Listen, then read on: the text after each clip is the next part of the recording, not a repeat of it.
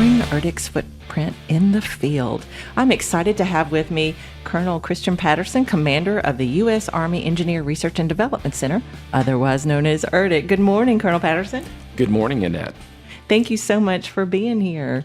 Oh, it's my pleasure to be here. Well, we're going to dive deep into tell me about yourself and your background.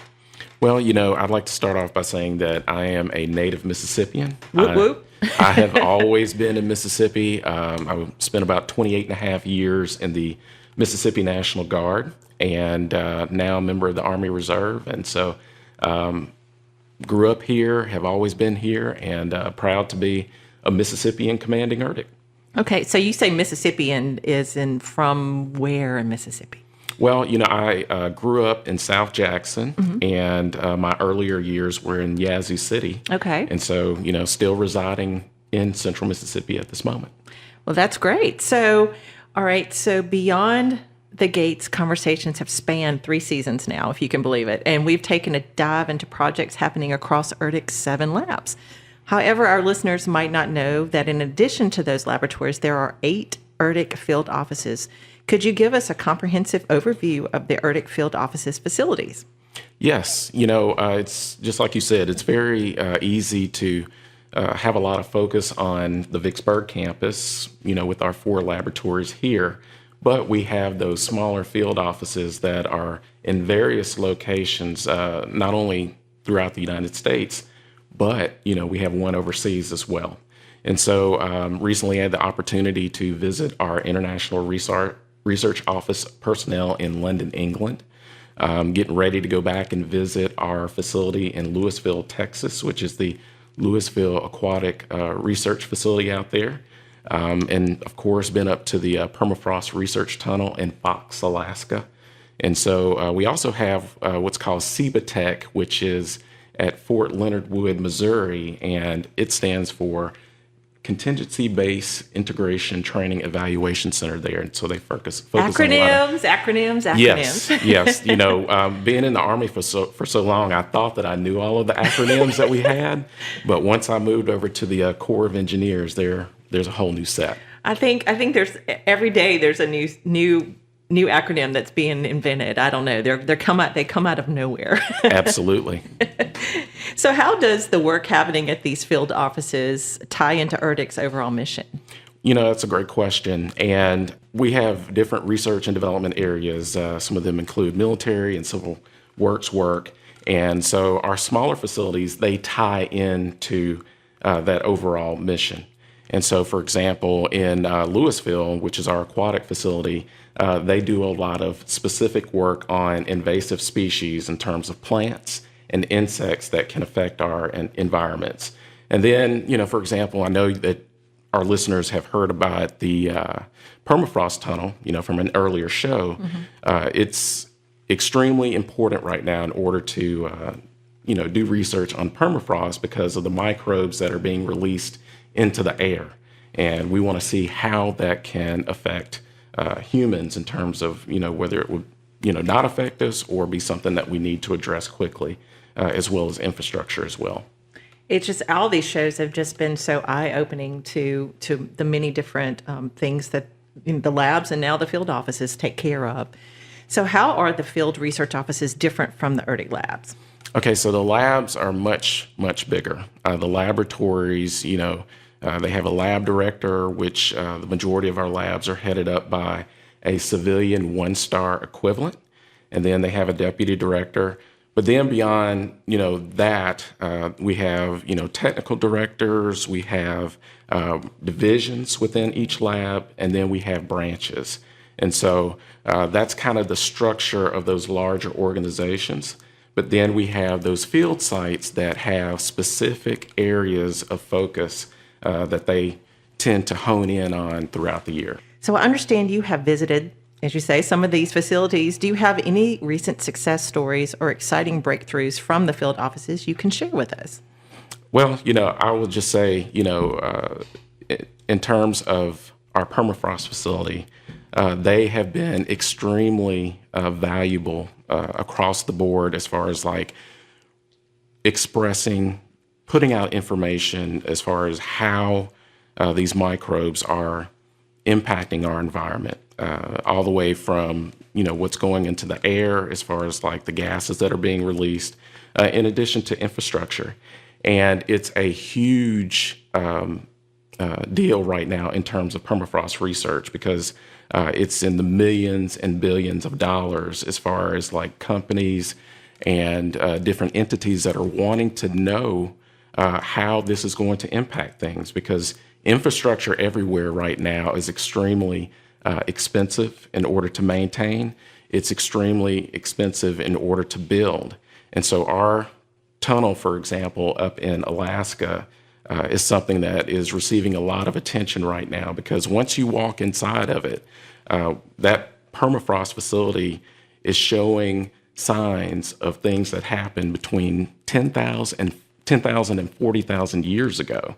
And so that is extremely valuable information, because there's a huge emphasis on the Arctic right now in terms of being able to maneuver and engage up there, because we're not the only ones that are interested in that area. We have some of our adversaries that are interested as well. Right. So the one in Duck, that's a field research office? Absolutely. Yes, I've been there. It's very windy there. It is. It is. So this year we're celebrating how the labs came together 25 years ago to form one ERDC, one organization of experts across multiple disciplines. How does work at the field research offices directly assist our ERDC labs? It's a huge impact. And you just mentioned the field research facility in Duck. I had the opportunity to go out there last year and really see our team at work. And Annette, I will tell you that they are a very valuable asset to our coastal and hydraulics laboratory. We've got an extremely long pier that shoots out into the middle of the Atlantic Ocean, roughly close to about 2,000 feet out into the ocean. But what's really big out there is that they do a lot of research that feeds into CHL's work as far as like approaching the near shore, and that's extremely important. Whenever we have operations or conflicts, a lot of people make the assumption that, if we're going to storm the beach, we just drive up to the beach. Well, that's not the case. Different beaches and approaches, they're different. And so that's something that we have to study, because you have different wave dynamics. You have all these different variables that come into play as far as like how the military can approach the near shore in order to conduct an operation. And that's something that's extremely valuable that our field research facility provides. And they have a various amount of tools in order to make that happen, all the way from unmanned aerial vehicles to this thing called the CRAB, which is the Coastal Research Amphibious Buggy. And it looks like a crab, by the way. And it actually looks like a crab. I mean, this thing is tall. And so I was out there asking them, I was like, y'all actually drive this into the ocean? And they're like, yeah, you want to go? And I was like, oh, okay, sure. But, we have a lot of great tools, extremely talented and gifted researchers and scientists that, contribute, on all different levels of our organization, all the way from the tactical level to the strategic with our senior leaders. And we've had some of the researchers on the show in previous seasons. So they've gone in depth about a lot of the stuff and a lot of the research that they do that's so important. So can you discuss any collaborative initiatives between the field research offices and external partners or stakeholders to address specific challenges or advance research goals? Well, I will tell you that what's really big in that area is power and energy and water generation. And so our construction engineering research laboratory, which is based in Champaign, Illinois, co-located with the University of Illinois, is really, really connected to CBTech, in terms of what I mentioned earlier. Power, energy, and water is extremely important to installations. And especially forward installations whenever we have contingency operations going on. And the reason why is because if we can become efficient as far as our energy and water, that keeps our service members off of the roads. So if we have a generator, for example, that, can go longer, then that decreases the amount of convoys that are on the road as far as like taking fuel back and forth. And so that's one of the goals that we have. And so one of the great things about ERDC is that we have a ton of partnerships between industry, academia, in order to work together to be able to produce those solutions for the nation in the warfight. So during your visits, have you come across any cool gadgets or innovative methods that are being used in the field that really stood out to you? Well, I really like the equipment that the field research facility has. I mean, it's extremely cool to sit there and watch them work, and then at the same time see our young researchers that are just now starting at ERDC to just be so passionate about what they do. So whenever I was out at Duck, they have this vehicle that literally, they're driving on the beach and then they just take off into the water and, start conducting research and everything. And my lasting memory from going out there was seeing all of these young researchers there, and they were aboard that piece of equipment, and everybody had a smile on their face. Every single one. Exactly. And it's just refreshing to see that because, there's a lot of things that we see, out there in the, news on social media that can be perceived as negative. Mm-hmm. But when you see people who are passionate about what they do like that, it just makes you feel really good and really proud to be, associated with them. And that's one thing that we witness every time we do these shows is people sitting in that chair right there, and then they just go on, and the look that they have and the enthusiasm that they have is the passion. And I tell people all the time, you can't teach it. You cannot teach passion. It's just, it's natural. So ERDC considers its people its greatest strength, as we talk about, is, the passion. Can you share some memorable individuals that you've encountered during your journeys? It's funny. I can tell you that one of them is 3 feet away from me right now. and that, that is you, Annette. And I have to give you credit because, one of the things that we've been working really hard on over the past couple of years is telling our story. Right. And so, just want to give you, kudos and props for being, at the tip of the spear in order to tell our story. Thank you. But there are countless individuals who are a part of great teams throughout our enterprise that I could go all day on. One of them is a gentleman named Dennis Markle, and he works as a part of our resource management office. And he recently marked 50 years. This was last month from when he actually raised his right hand to come into ERDC service. And it is amazing to be able to encounter people like Dennis and so many others who have that impressive longevity, who have contributed so much to our organization. There are many others out there. Nick Boone, who works for our Geotechnical and Structures Laboratory, him along with Pam Kennebrew, they're just so impressive in terms of the things that they know. Mm-hmm. It's like, man, whenever you talk to those two, and I tell them all the time, I'm like, it seems like y'all have actually been in the Army for about 30 or 40 years. Mm-hmm.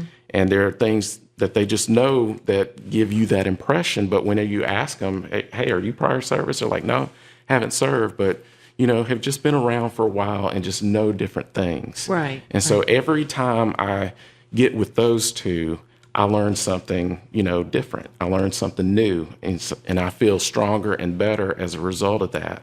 And so there are, a tremendous amount of instances like that with people all over the enterprise that are just experts like that in what they do.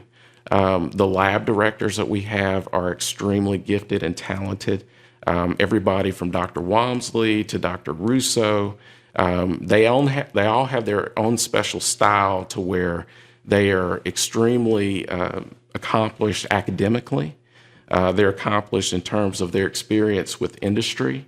They're accomplished with their total journey of things that they've experienced. And, but when you look at ERDC in general, one of the things that I think that sets us apart from a lot of different places is that you have researchers and scientists that have, done a lot of education. But when you look at what they're involved in outside of ERDC, it's impressive as well. Like we've got people who are researchers and scientists every day who are solving these very complex and difficult problems. But on the weekend, they're serving as a referee in an NCAA football championship game. Just something small like that, yes. That's right. Or, we'll have a lab director like Dr. Wamsley who is leading our oldest lab, which actually started ERDC, but he has a goal in order to run marathons in every single U.S. state. And he's well on his way to accomplishing that goal. So you have stories all over the place like that where people are doing these difficult things whenever they clock out, but as they're doing those difficult things, they're still thinking about the problems that we need in order to make our nation safer and better and do things faster and cheaper. They're exceeding in life also. They're exceeding in life, and so I know that there are a bunch of people who I can go and get an explanation about a scientific phenomenon, but then I know about so many great fathers, mothers, brothers, and sisters that if I actually needed any life advice, I've got infinitely many people to go to. In fact, 2,500, right? Roughly 2,500, that's correct. So finally, what message would you like to convey to listeners about the importance of the work being done at the ERDC field research offices? Well, one of the biggest things that I would ask our listeners to do is to subscribe to our social media accounts. That's extremely important to be able to keep up with what's going on with our enterprise. Because, when you think about ERDC, it's easy, like we said at the top, to just think Vicksburg and, our 800 or so acre installation. But whenever I think about ERDC, I think about that, the fact that we extend from Fox, Alaska to Vicksburg, Mississippi, to Champaign, Illinois, to Hanover, New Hampshire, to Alexandria, Virginia, to Treat Island, Maine, all the way to London, England. But then going past that, Annette, we have researchers that are doing operations and research across the entire world. And so we see a lot of airports, we see a lot of different locales that don't necessarily make the news because, the nature of what we're working on, but it extends far. And so those field research offices are extremely important, towards that mission in order to make sure that, the missions that have been set before us, we get them taken care of. Fantastic. Well, do you have anything to add on to the show? I would just like to add, Annette, that the city of Vicksburg, Warren County, and all of our ERDC communities are extremely important to what we do. The support means everything. And, we know that we could not do what we do each and every day without the support of the community. And so we ask that, you just keep up with what we're doing on social media, and then also help us to tell our story.